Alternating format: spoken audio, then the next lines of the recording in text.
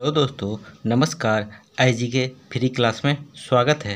फिर से हम आप लोग के लिए एक नया वीडियो लाए हैं जो कि एग्ज़ाम के दृष्टिकोण से काफ़ी इम्पोर्टेंट होने वाली है। हम EHI03 का एक सीरीज चला रहे हैं जिसमें आपको हम बताए थे कि 10 क्वेश्चनों का हल हम आपको बताएंगे और 10 क्वेश्चन भी आपको दिए हुए थे। ये सब क्वेश्चनों का हल हम आपको वीडियो में बताएंगे। देखिए, EHI03 जिसमें हम पढ़ते हैं भारत के 8वीं सदी से 15वीं सदी तक, मतलब 800 से 1500 ईस्वी के बीच में जो भारत में भारतीय लोगों के द्वारा जो गठित घटनाएं हुई है उसके बारे में पढ़ते हैं। देखिए, इस वीडियो में हम आपको क्वेश्चन नंबर 4 और 5 बताएंगे। इससे पहले हम 2 वीडियो अपलोड किए हैं। यदि वो देखना चाहते हैं तो आप डिस्क्रिप्शन में EHI03 का प्लेलिस्ट का लिंक दिया हुआ है, वहाँ से देख सकते हैं। ठीक है, और आप लोग मेरे टेलीग्राम चैनल से भी जुड़ सकते हैं ताकि नया वीडियो जब अपलोड करेंगे तो टेलीग्राम पे वीडियो का लिंक शेयर कर देंगे, वहाँ से आप देख सकते हैं। देखिए, क्वेश्चन नंबर 4 और 5 इस वीडियो में बताएंगे। देखिए, क्वेश्चन नंबर 4 क्या है। भारत में 700 से 1200 ईस्वी के दौरान मंदिर स्थापत्य की प्रमुख पद्धतियों का विवरण दीजिए। भारत में जो है 700 से 1200 ईस्वी के बीच में जो मंदिर का निर्माण हुआ है उनकी प्रमुख पद्धतियों का वर्णन करना है। ये प्रश्न आपको 20 नंबर में आ सकता है। ठीक है, और 5 नंबर देखिए, गुप्त काल के बाद की शताब्दियों में शिक्षा दीक्षा के रूप की विवेचना कीजिए। गुप्त काल में जो है शिक्षा किस तरह से दिया जाता था उसका वर्णन करना है। ये प्रश्न आपको 12 नंबर में आ सकता है।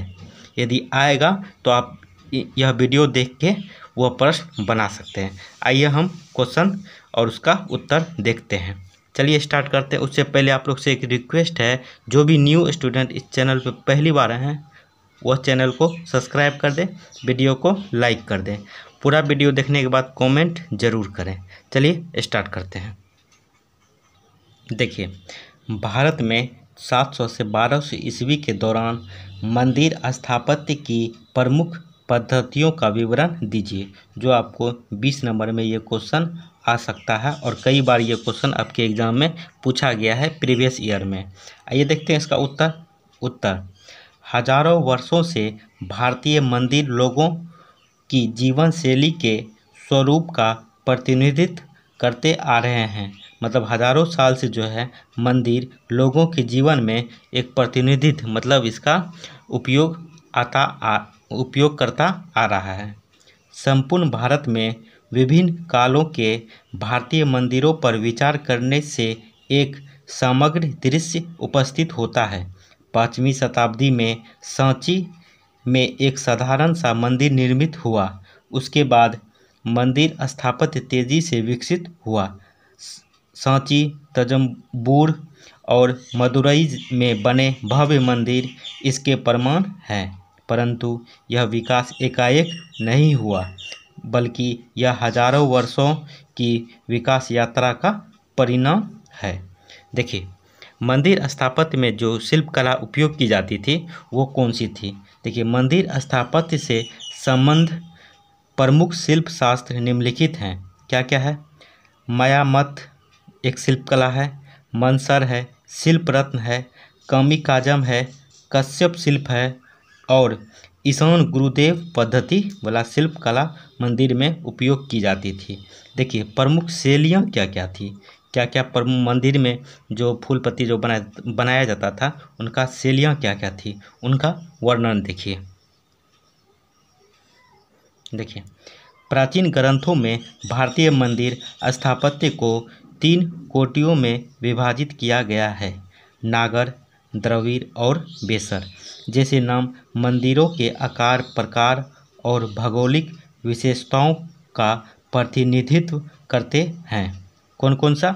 नागर, द्रविड़ और बेसर जो पद्धति है मंदिरों में, इसका भौगोलिक स्थिति काफ़ी अच्छी थी और इन्हीं का चित्रण मंदिरों में दिखाई देता है। आइए आगे देखते हैं। नागर शैली के मंदिर चौकोर आकार के होते थे। नागर शैली के जो मंदिर होते थे वो चौकोर आकार के होते थे। द्रविड़ शैली में मंदिर अष्टकोणीय होते थे और बेसर शैली के मंदिर बहुकोणीय होते थे। नागर और द्रविड़ शैली के मंदिर आमतौर पर उत्तरी और दक्षिण मंदिर शैलियों का प्रतिनिधित्व करते हैं। पूरे भारत में हिमालय की तलहटी से लेकर दक्कन के मध्य पठार तक उत्तरी भारतीय शैली के मंदिर मिलते हैं। उड़ीसा के स्थानीय अभिलेखों में उड़ीसा मंदिर शैली के 4 प्रमुख रूपों का उल्लेख मिलता है। ये हैं रेखा, भद्र, खारखर और गोदिया। आइए आगे देखते हैं। देखिए, द्रविड़ या दक्षिण शैली में अपेक्षाकृत एकरूपता दिखती है।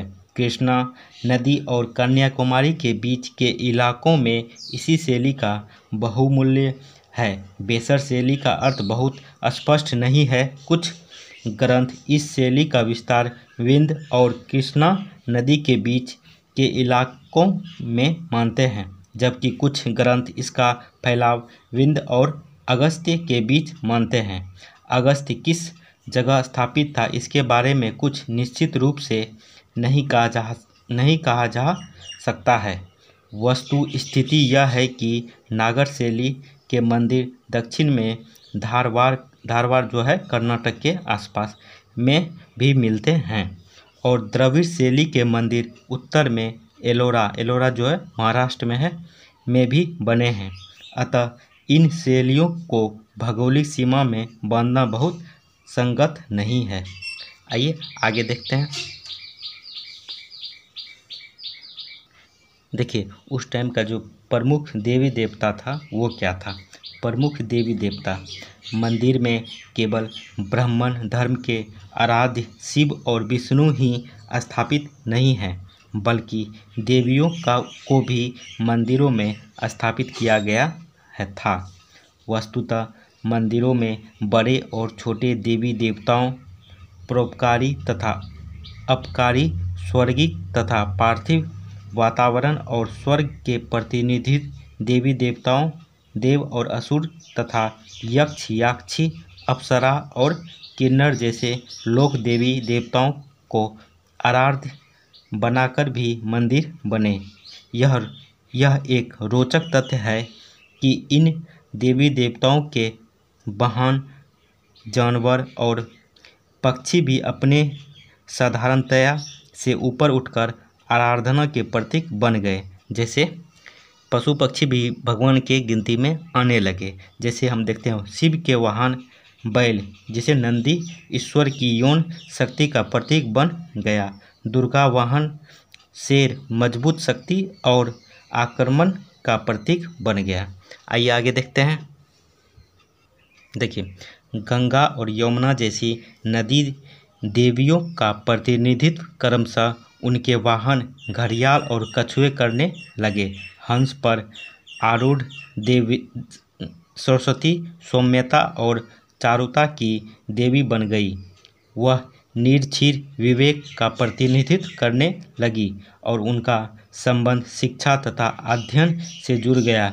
इसके अनुसार संत मूर्तियों को नागर शैली में स्थापित किया जाना चाहिए। दंपति देवी देवताओं को बेसर शैली में और शौर्य, नृत्य तथा सुख में लिप्त देवी देवताओं को नागर ढांचे में स्थापित किया जाना चाहिए। ठीक है, आइए जानते हैं मंदिर के आकार और प्रकार किस तरह से होती थी। देखिए, मंदिरों के आकार, योजना और शब्दावली। प्रत्येक मंदिर शैली की अपनी एक खास तकनीक शब्दावली थी।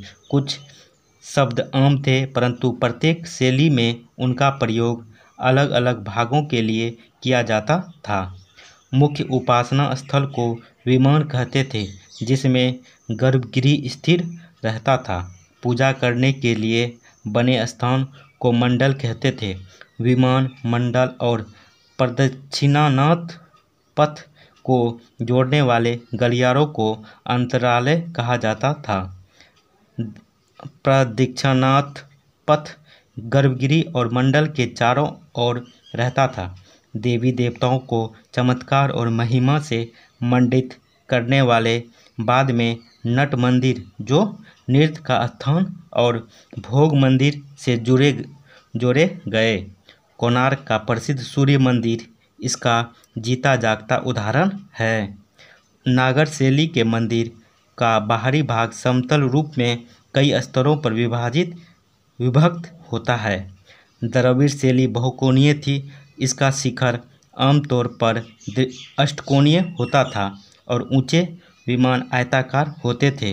द्रविड़ शैली के मंदिर अपने ऊंचे गोपुरम या बड़े दरवाजे के लिए प्रसिद्ध थी। महाबलीपुरम जो मद्रास के निकट है स्थित पल्लव काल 7वीं शताब्दी के गणेश रथ से, ये आगे देखते हैं।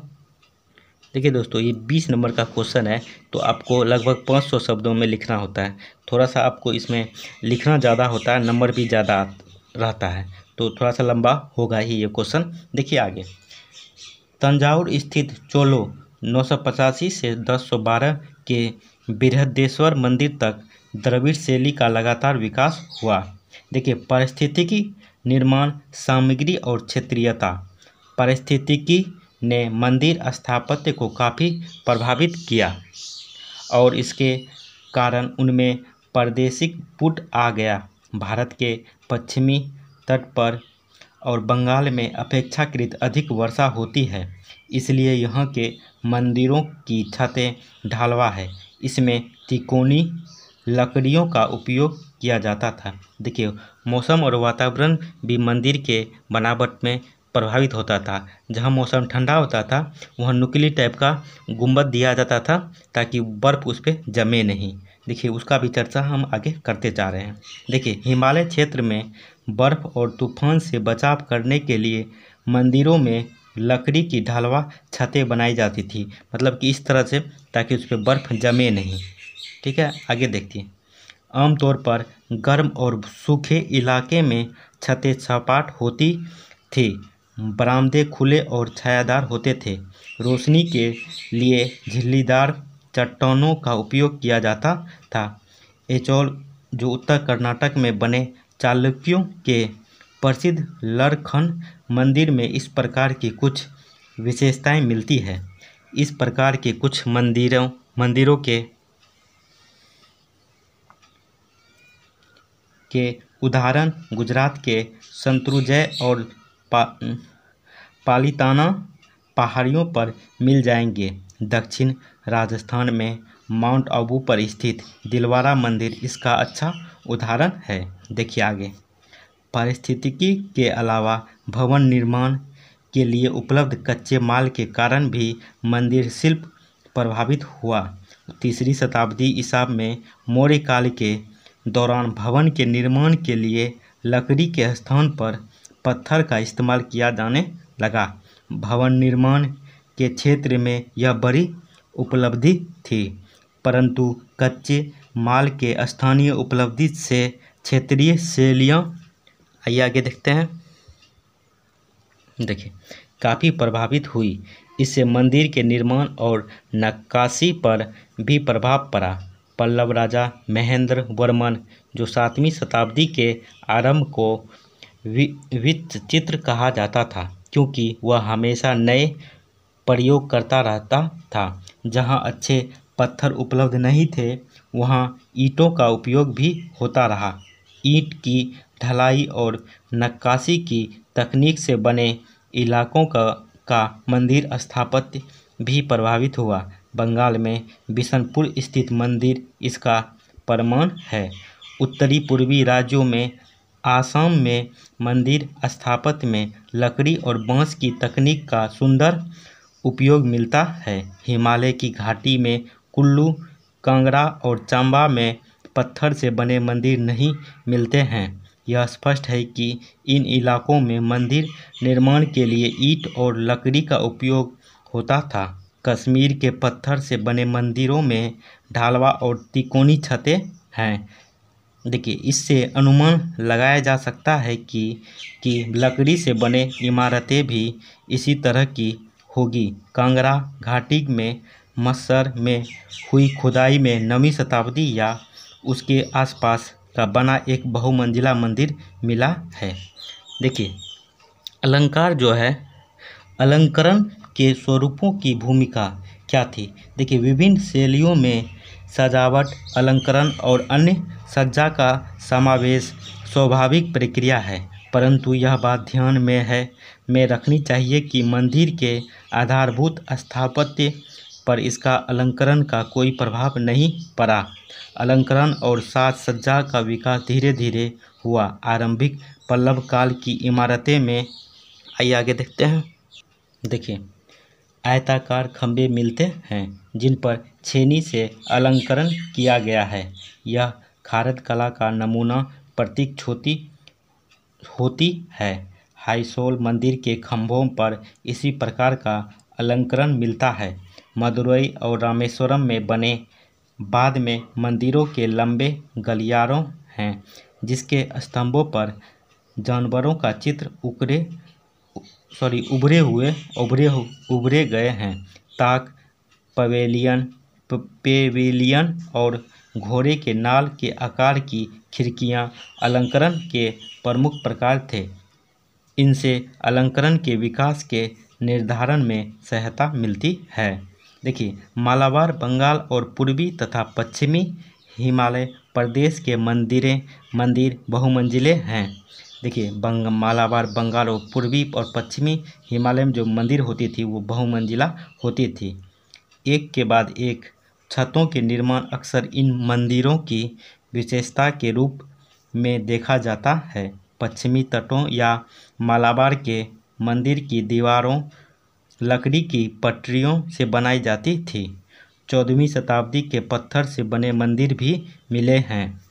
इस प्रकार के मंदिरों में या तो सामान्य प्रकार की होती थी जिनमें एक के ऊपर एक पत्थर के टुकड़ों लगाए जाते थे, या एक के ऊपर एक छतों का सिलसिला होता था।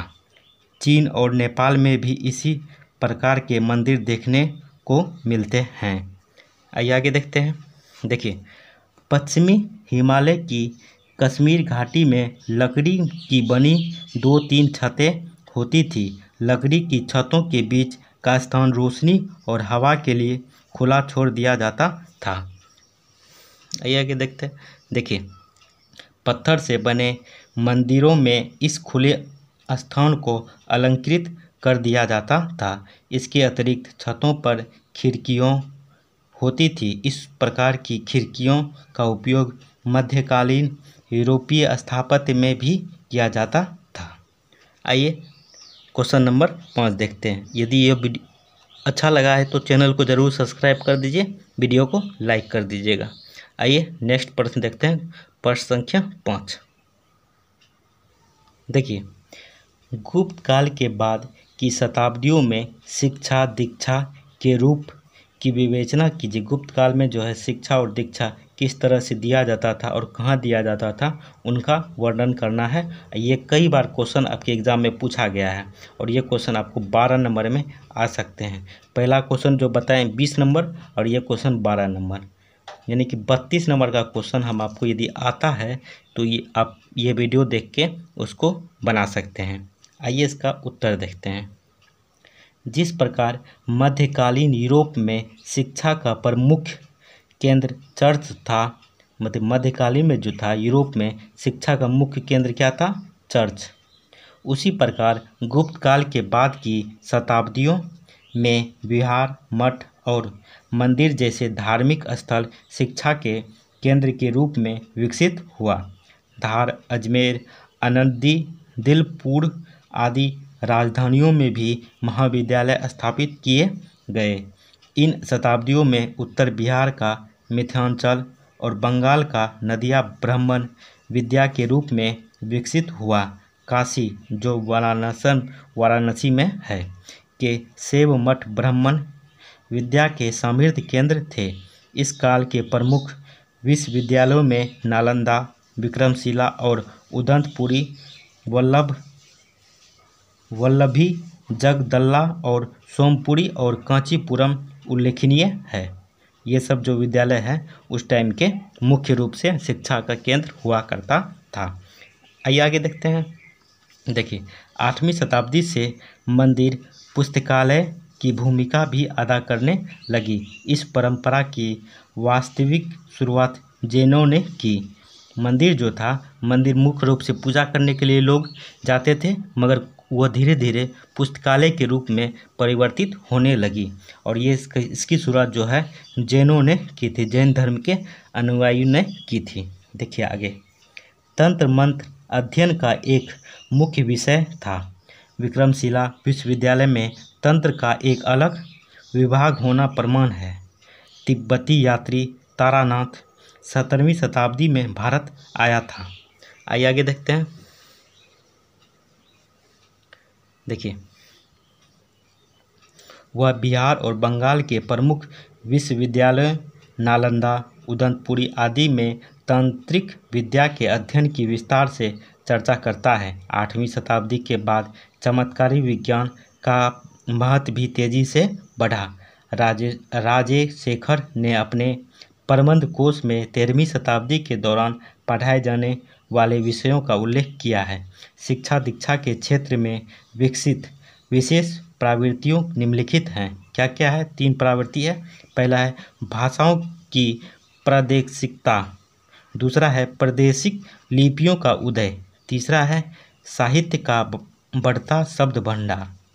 ठीक है, आइए आगे देखते हैं। देखिए, गुप्त काल के बाद का समय साहित्य और भाषा के इतिहास के उत्कर्ष का युग है।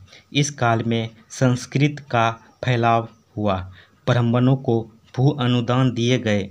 इसके कारण ब्राह्मण दूर दराज के इलाकों में फैल गए।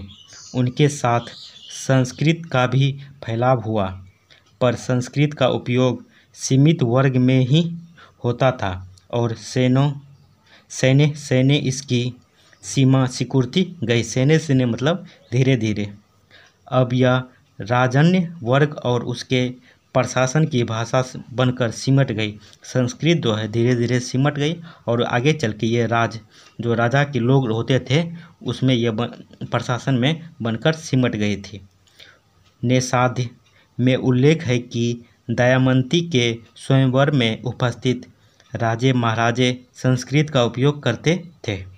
अलबरूनी के अनुसार उच्च और पढ़े लिखे वर्ग के लोग आम आदमी की देसी भाषा की उपेक्षा करते थे। अलबरूनी जो भारत में आए थे, उनके अनुसार जो पढ़े लिखे व्यक्ति जो थे वो आम भाषा का उपेक्षा करते थे। आइए आगे देखते हैं।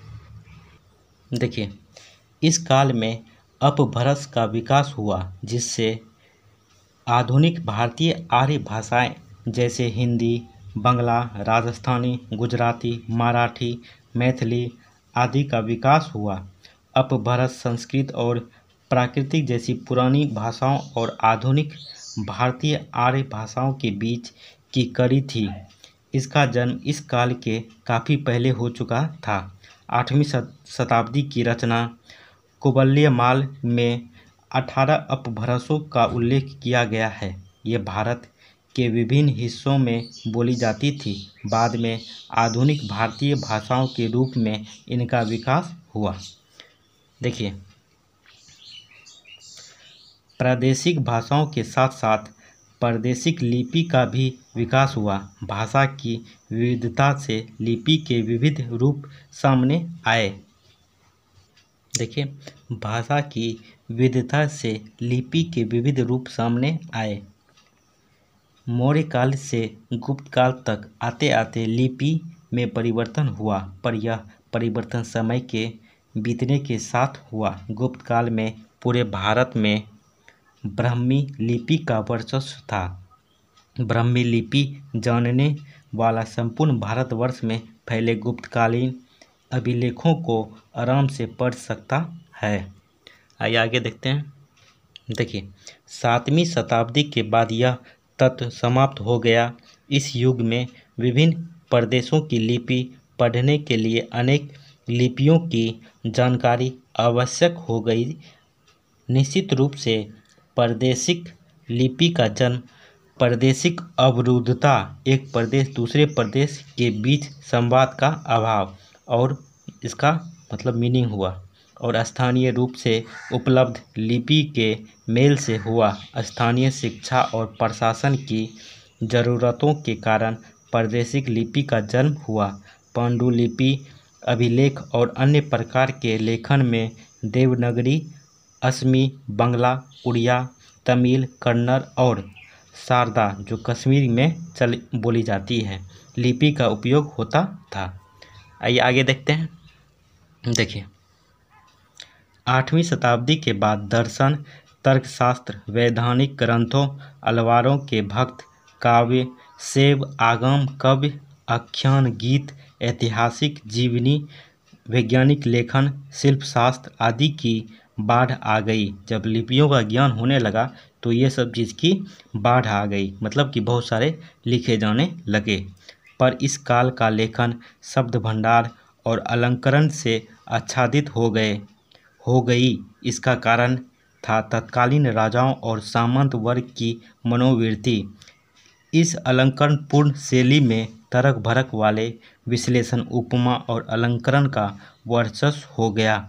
इस काल के साहित्य और अभिलेखों में इस प्रकार की शैली के उदाहरण प्रचुर मात्रा में उपलब्ध हो जाएगा। बाणभट्ट, देखिए, बाणभट्ट की गद्य शैली क्लिष्ट, जटिल और अलंकरण युक्त भाषा का उदाहरण है।